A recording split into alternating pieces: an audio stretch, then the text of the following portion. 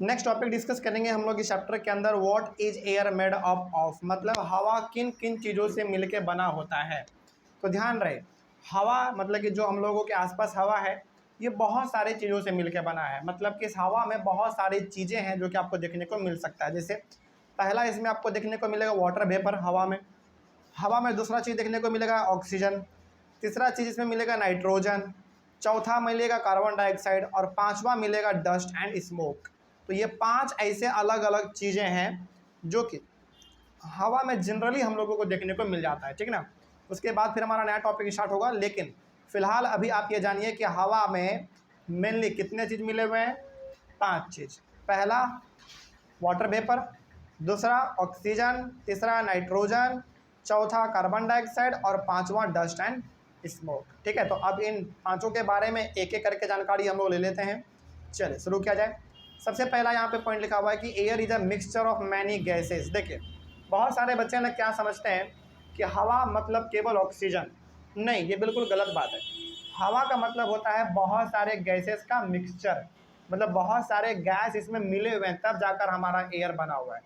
जैसे गैस में क्या क्या मिला हुआ है भाई, ऑक्सीजन मिला हुआ है, नाइट्रोजन मिला हुआ है, कार्बन डाइऑक्साइड मिला हुआ है, कार्बन मोनोऑक्साइड भी मिला हुआ है, बहुत अलग अलग प्रकार के गैसेस मिले हुए हैं तब जाकर हमारा हवा बना है। उसी प्रकार से वाटर वेपर भी मिला हुआ है इसमें, डस्ट एंड स्मोक भी मिला हुआ है इसमें। समझ रहे बात को। तो ये मत समझिएगा कि हवा मतलब केवल ऑक्सीजन, बिल्कुल नहीं। हवा का मतलब बहुत सारे मतलब हवा का मतलब बहुत सारे गैस, ऑक्सीजन भी हो सकता है, नाइट्रोजन भी हो सकता है, कार्बन डाइऑक्साइड भी हो सकता है ना, मीथेन भी हो सकता है, बहुत सारे गैस हो सकता है। ठीक है, तो air is a mixture of many gases. तो कोई बोले कि बताओ क्या हवा में केवल एक ही प्रकार का गैस है क्या, नहीं, बहुत सारे गैसेस इसमें हो सकता है। ठीक है, आगे the major components of the air are as follows. तो लेकिन देखो हवा में गैस तो बहुत सारे मिले हुए हैं, लेकिन जो सबसे इंपॉर्टेंट चीज़ें हैं जो कि हवा में मिला हुआ है उन्हीं के बारे में हम लोग पढ़ेंगे। मिला हुआ तो बहुत कुछ है, अलग अलग प्रकार के गैसेस है, कम से कम 10-20 अलग अलग प्रकार के गैस इसमें मिले हुए हैं, लेकिन सभी के बारे में नहीं पढ़ना हम लोगों को, उनके बारे में पढ़ना जो सबसे ज़्यादा इंपॉर्टेंट है। जैसे सबसे पहला आपका जो इसमें मिला हुआ है वो है वाटर वेपर। वाटर वेपर का मतलब हुआ सिंपल सा, पानी का बहुत ही छोटा छोटा बूंद, इतना छोटा कि आप उसको देख भी नहीं पाते हैं, लेकिन हाँ जब वो आपके चेहरे से टकराता है तो आपको लगता है कि एक ठंडापन है ना, आपको लगता है कि पानी मेरे मुंह से आके टकरा रहा है। जैसे एग्जाम्पल के तौर पे जब भयंकर बारिश होता है, बारिश के बाद आप कभी बाहर निकलिए, चलो बारिश छोड़ो, सबसे अच्छा एग्जाम्पल आपको देते हैं जाड़ा का समय। जाड़े के समय में जब बहुत कुहासा रहता है तो आप उस समय पर रोड पे निकलिए, क्या आपके मुंह से एकदम ठंडा ठंडा हवा टकराता है? आपको लगता है ना कि सीधा पानी ही टकरा रहा है मेरे मुंह से, वही होता है वाटर वेपर। ठीक ना, हालांकि ये होता तो है पानी, लेकिन ये हवा में क्या करता रहता है, उड़ता रहता है, इसीलिए हम लोग इसको एयर में ही इंक्लूड कर देते हैं कि हाँ हवा में ये भी मिला हुआ है। ठीक ना, चलिए आगे बढ़ते हैं। इसमें क्या लिखा हुआ देखो, एयर कंटेन्स वाटर वेपर। तो हवा में क्या मिला रहता है बताओ जल्दी, वाटर वेपर मिला रहता है। अच्छा क्या ये वाटर वेपर कोई गैस है क्या? नहीं, ये एक्चुअली है क्या पता है, पानी है, लेकिन इतना हल्का होता है, इतना छोटा होता है कि हवा में उड़ता रहता है, इसीलिए हम लोग इसको एयर के साथ ही कहीं गिन लेते हैं कि हाँ भैया एयर में ये भी मिला हुआ है। ठीक है ना, तो पहला चीज जो एयर में मिला हुआ है वो है आपका वाटर वेपर। ठीक है, आगे when air comes in contact with a cool surface it condenses and drops of water appears on the cooled surface। अच्छा इसका ना सबसे अच्छा एग्जांपल हम आपको देते हैं। कई बार क्या होता है ना, जब हवा ठंडे चीज़ों के कांटेक्ट में आता है तो उसके आजू बाजू आपने कभी गौर किया है, पानी का ड्रॉप दिखने लग जाता है। एग्जांपल आपको बताते हैं, कभी आप स्टील के गिलास में बिल्कुल फ्रिज का पानी निकाल के रखिए, एग्जाम्पल समझिएगा। ठीक ना, आप स्टील के गिलास में फ्रिज का पानी निकाल के रखिए ठंडा वाला, उसके 1-2 मिनट के बाद आप देखिएगा गिलास के बाहर चारों तरफ ड्रॉप जमा हो जाता है पानी का। वो क्यों हो रहा है? क्योंकि चारों तरफ क्या प्रेजेंट है बताओ, वाटर वेपर प्रेजेंट है। हाँ बिल्कुल, भाप से भी होता है, समझ रहे बात को। तो ये एग्जाम्पल है, मतलब ये दर्शा रहा है कि गिलास के बाहर चारों तरफ पानी का ड्रॉप इसलिए जमा हुआ क्योंकि आजू बाजू क्या था हमारे रूम में, पूरा रूम में क्या फैला हुआ था बताओ, वाटर वेपर फैला हुआ था। अच्छा बताइए वाटर वेपर सबसे ज़्यादा आपके आसपास कब होता है, गर्मी में या जाड़ा में? जाड़ा में। गर्मी में क्यों नहीं होता है? क्योंकि गर्मी में हमारा माहौल इतना गर्मा हुआ रहता है, आसपास का टेम्परेचर इतना हाई रहता है कि सारा वाटर वेपर एवोपरेट हो जाता है, आसमान में चला जाता है। लेकिन जाड़े के समय में सबसे ज़्यादा वाटर वेपर आपको आसपास देखने को मिलता है और चूंकि जाड़े के समय में जल्दी सूरज भी नहीं निकलता है, सनलाइट भी नहीं मिलता हम लोग को देखने, कई बार तो सप्ताह तक देखने को नहीं मिलता सनलाइट, है ना। इसी के वजह से आसपास आपके ज़्यादातर वाटर वेपर जाड़े के समय में होता है, ठीक है ना। चलिए आगे बढ़ते हैं। उसके बाद यहाँ पे लिखा हुआ था, अगला पॉइंट है इसमें हमारा, the presence of water vapour in air is important for the water cycle in nature. ये जो हवा में वाटर वेपर मिला हुआ है ये सबसे ज़्यादा इंपॉर्टेंट है, पता है किस चीज़ के लिए? वाटर साइकिल के लिए। वाटर साइकिल हम लोग बचपन में पढ़ते थे ना, कि पहले बादल का पानी ज़मीन पे आएगा, फिर ज़मीन से पानी कहाँ जाएगा? नदी में जाएगा, फिर नदी का पानी समुद्र में जाएगा, फिर समुद्र के ऊपर सनलाइट पड़ेगा, पानी एवोपरेट होकर पूरा दोबारा बादल में चला जाएगा, फिर बादल से ज़मीन पे आएगा। इस तरीके से हमारा वाटर साइकिल चलता रहता था। तो इसमें बहुत बड़ा रोल प्ले कौन करता है? आपका वाटर वेपर भी रोल प्ले करता है, ठीक है। चल आगे बढ़ते हैं। ये हो गया हमारा पहला वो चीज़ जो कि हवा में मिला हुआ रहता है, घुला हुआ रहता है। दूसरा है ऑक्सीजन, सबसे इम्पॉर्टेंट हमारे लिए, क्योंकि देखो पानी यदि आपको 1 घंटा ना मिले ना तो आप जिंदा रह लेंगे, आराम से रह लेंगे। मान लीजिए आपको पानी बहुत प्यास लगा हो और आपको पानी 1 घंटा तक ना मिले, आप जिंदा रह लोगे, मतलब आपको कुछ होने वाला नहीं है। लेकिन 1 घंटा तक ऑक्सीजन ना मिले तब तो फिर आपका ज़िंदगी चल जाएगा पूरा। 1 घंटा क्या, मुश्किल से यदि 5 मिनट तक सांस यदि नहीं मिलता हम लोगों को तो कितना घुटन होने लगता है हम लोगों को। 5 मिनट छोड़ो ना, आप 1-2 मिनट तक के लिए, हालांकि बहुत लोग 1-2 मिनट तक सांस रोक लेते हैं, उसका बात नहीं कर रहे हैं हम, लेकिन 1-2 मिनट तक के लिए यदि आपको ऑक्सीजन ना मिलता है तो आपका क्या हाल होता है आपको पता है ना। तो ऑक्सीजन हमारे लिए बहुत इंपॉर्टेंट है। चलिए खैर इसमें क्या लिखा हुआ देखा जाए।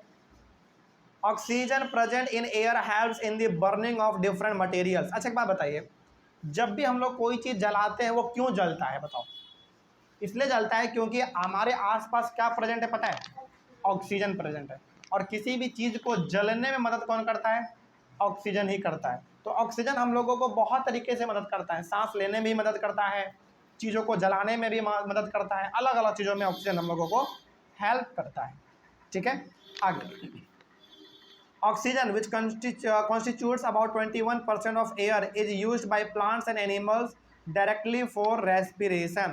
इस हवा में पूरे के पूरे एयर में 21% ऑक्सीजन है, ध्यान रखिएगा इस बात को। पूरे एयर में ऑक्सीजन का मात्रा कितना है? 21% है। ये कुछ ऐसे MCQ टाइप में क्वेश्चन आते हैं जो कि आपको ध्यान रखना पड़ेगा हमेशा। तो पूरे एयर में ऑक्सीजन का मात्रा कितना हुआ? 21% हुआ, ठीक है। इस बात को आप, हाँ नाइट्रोजन का 78 है, नाइट्रोजन का आगे हम लोग पढ़ लेंगे। चलिए आगे बात करते हैं। अगला नाइट्रोजन ही है हमारा, देख लेते हैं। Nitrogen which makes about 78% of air is not used by animals including human beings directly. अच्छा यहाँ पे ना एक बात यहाँ पे समझिए, ऑक्सीजन का इस्तेमाल हम लोग भी करते हैं, प्लांट भी करता है, एनिमल भी करता है, सब कोई करता है। लेकिन यदि थोड़ा सा नाइट्रोजन के बारे में यदि हम लोग बात करें तो नाइट्रोजन एयर में कितना परसेंट है पता है? 78% है। Is not used by animals including human beings directly. मतलब एक बात ध्यान रखिएगा, हवा में नाइट्रोजन का मात्रा 78% भले ही है, लेकिन हम ह्यूमन बींग या फिर एनिमल नाइट्रोजन का इस्तेमाल डायरेक्टली नहीं करते हैं। इसका सबसे ज़्यादा इस्तेमाल कौन करता है पता है? प्लांट इसका इस्तेमाल करता है। मतलब हम ह्यूमन बींग सबसे ज़्यादा इस्तेमाल करते हैं ऑक्सीजन, लेकिन प्लांट सबसे ज़्यादा क्या इस्तेमाल करता है? नाइट्रोजन। इस बात को आप ध्यान रखिएगा, ठीक ना। आगे, nitrogen does not support burning. Oxygen support करता है किसी चीज़ को जलने में, लेकिन नाइट्रोजन किसी चीज़ को जलने में सपोर्ट नहीं करता है। समझ में आ रही है बात? अच्छा एक चीज़ आपने गौर किया, हवा में 21% ऑक्सीजन है, 78% नाइट्रोजन है, इन दोनों को यदि ऐड किया जाए तो कितना हो गया? 99% हो गया। मतलब एयर में 99% केवल यही दोनों चीज़ मिला हुआ है। फिर 1% हमारा क्या हुआ पता है? कार्बन डाइऑक्साइड हो गया, वाटर वेपर हो गया, डस्ट एंड स्मोक हो गया। सोचो केवल 1% में हमारा कार्बन डाइऑक्साइड भी आता है और उसके बाद फिर आपका वाटर वेपर भी आता है, डस्ट एंड स्मोक भी आता है, लेकिन 99% चीज़ें केवल 2 ही को आ जाता है हमारा। पहला नाइट्रोजन जो कि 78% है और ऑक्सीजन जो कि 21% है। क्या? हाँ ये भी सोचने वाली बात है कि सर फिर भी मतलब जब भी फिर भी सर जब कार्बन डाइऑक्साइड का मात्रा इतना कम है तो फिर भी ग्लोबल वार्मिंग क्यों हो रहा है? देखो ये सोचने वाली बात है कि 1% में हमारा कार्बन डाइऑक्साइड आता है और कार्बन डाइऑक्साइड की वजह से ग्लोबल वार्मिंग होता है। ग्लोबल वार्मिंग का सिंपल सा मतलब है गर्मी लगना, ज़्यादा टेम्परेचर बढ़ जाना।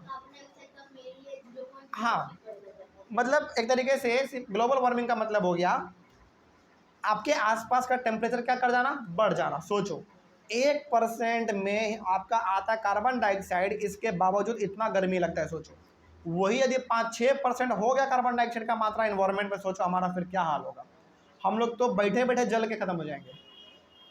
तो 1% जो कार्बन डाइऑक्साइड आपको देखने को मिल रहा है, हालांकि वो भी 1% एग्जैक्ट नहीं है, उसमें भी आपका डस्ट एंड स्मोक भी है, वाटर वेपर भी है, 0.03% के आसपास है। सोचो कार्बन डाइऑक्साइड, इसके बावजूद इतना गर्मी हम लोग को लगता है।